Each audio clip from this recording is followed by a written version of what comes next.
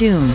Part 2, arriving later this week, has some of the best reviews we've ever seen for a science fiction movie. Currently at a 97% on Rotten Tomatoes with 148 reviews in, there are few other films in history that match that, and it's quite a jump from the original Dune, also by director Denis Villeneuve, which scored an 83%. It is frankly amazing to see what that score puts Dune Part 2 above or tied with in the annals of sci-fi history. Not to say that yes, absolutely it is better than all these movies or will have as much cultural impact as these classics, but here's how it's comparing all the same to some of the biggest movies in the genre's history. I could keep going, but you get the idea.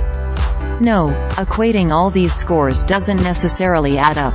I mean, The Matrix at an 83%? Come on. Or is this movie going to actually be better than the original Star Wars? Probably not. However, the reviews and previews of Dune Part 2 are glowing.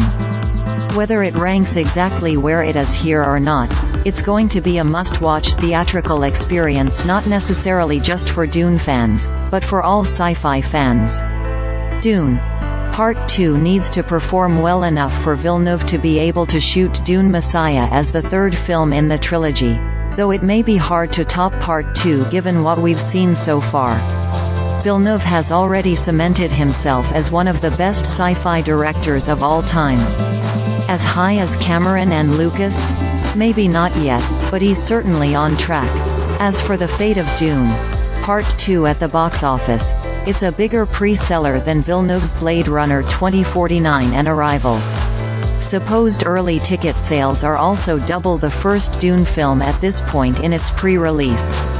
Of course, we have to remember that the original Dune was released in the height of the pandemic, which severely depressed potential turnout. This is all shaping up to make Dune Part 2 a massive hit. Cannot wait to see it for myself in a few days.